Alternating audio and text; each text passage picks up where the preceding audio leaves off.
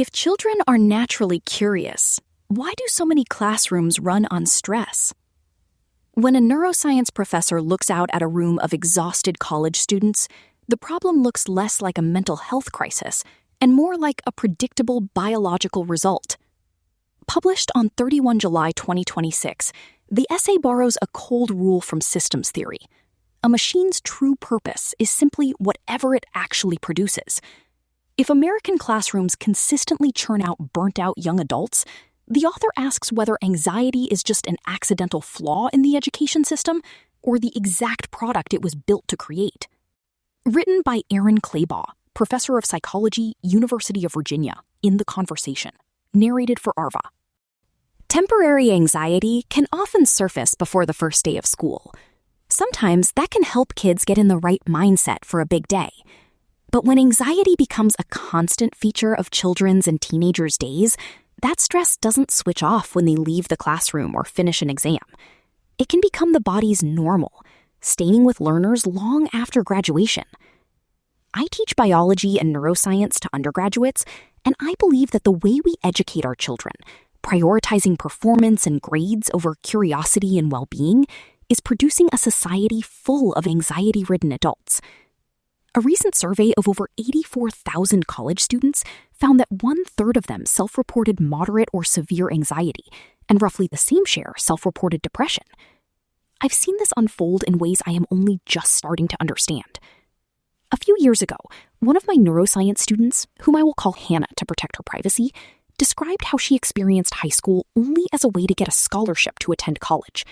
She became, in her words, a completely robot. I developed extreme anxiety.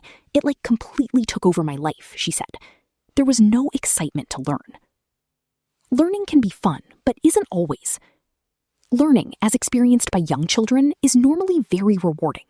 When organic, it is delightful, immersive, timeless, and fun. Curiosity itself triggers a dopamine response in children's brains. Researchers describe it as a curiosity loop, in which the brain predicts something, runs into something new or unexpected, releases dopamine, and the child is hooked, chasing the answer because it feels good to find it. As kids grow, they take on more homework and more exams, and have more evaluation tied to specific benchmarks, like grades, which can inadvertently cut off the curiosity loop. Some educators argue that grades help keep students accountable, push them to work harder, even on material they wouldn't otherwise prioritize, and give teachers a shared standard, however imperfect, for tracking whether learning is happening. Others argue, meanwhile, that grades are not actually an accurate representation of what students are learning. They can also cause students to experience academic pressure. Research shows that a high degree of academic pressure stems from fear of failure, chronic stress about workload and exams, worry about parental expectations, and competition with peers for grades.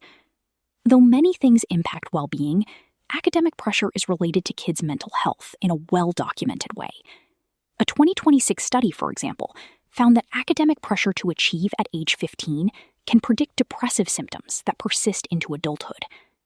Grades aren't the only source of pressure that students experience. Social comparison plays a role too, along with the pressure to only answer questions when they're already sure, to never seem confused, and to stay constantly productive. Based on my experience and research, kids pick up on the message that they should keep their curiosity at a 5 out of 10 scale, instead of a 10 out of 10, especially if it strays outside the curriculum. Learning to avoid fear and pain. A theory dating back more than 100 years suggested that there is an optimal amount of stress for good performance, based on a study that had nothing to do with humans. Researchers ran mice through a maze, using electric shocks to punish wrong choices. On harder tasks, moderate shocks produced the fastest learning, while stronger shocks made it worse. Over the years, this got reinterpreted into claims about punishment, reward, motivation, and stress in humans. But the original study was about how animals learn to avoid fear and pain, not about optimal learning at all. Once a mouse learns to avoid a shock, escape itself triggers dopamine release. In other words, the escape, not the discovery, is the reward. How stress shapes the brain. In 1855, engineers coined the word stress, from the word distress, to describe a beam pulled, pushed, or twisted from multiple directions until the strain shows as a deformation. Apply distress to a young brain, and the deformation isn't just in the education process, but in the neurodevelopment of people's minds. Over time, chronic stress reshapes the hippocampus, a part of the brain where memories get encoded, making learning itself harder. Chronic stress blunts people's dopamine response, so nothing feels quite as rewarding, which can look like depression. Chronic stress also reshapes the prefrontal cortex, impairing our ability to manage stress overall.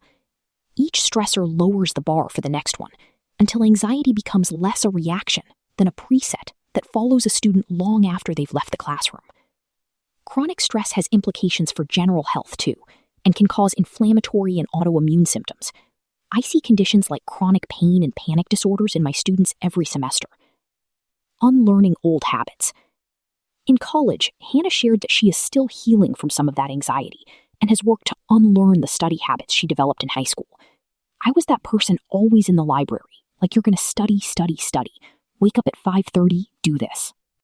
Check every box perfectly and not halfway, Hannah said. Through journaling and reading, Hannah began noticing the subconscious patterns she'd been repeating since childhood. That process, along with years of talk therapy, let her separate real learning from what she calls programming, so she no longer needs that rigidity to feel like she was learning. I interviewed Hannah this past spring as part of a book I am writing about how people actually experience learning and what a living systems approach to education could offer them instead. Living systems theory says the goal of a system is what it actually produces, not what it intends, an idea I'm applying directly to education. This plays out in our current educational environment in the United States. In my view, even if educators, parents, and policymakers say their intent is to build lifelong learners, they are reliably producing anxious, burnt-out students. Anxiety, then, is functionally what our education system's goal is. It's not what the system says it does, it's what it does. A different approach. Since I've learned that at least a third of students in my college classrooms are struggling with mental health, I've changed the way I teach. I have altered my courses to seek out pockets of wonder, simultaneously supporting learning and well-being. In my 300-person course with pre-med students, I no longer only teach through lecturing. Instead, I emphasize our humanity and curiosity, while also teaching very difficult content. I provide a solid structure, emphasize that everyone belongs, and ask them to teach each other. I use real-world situations and games, give students choice within their assignments, and offer opportunities for reflection.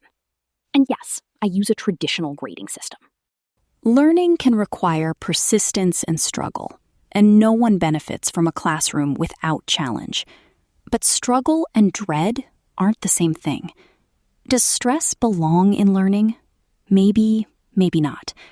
The first step is recognizing that the U.S. built an education system that runs on stress, not because we meant to, but because most people did not notice.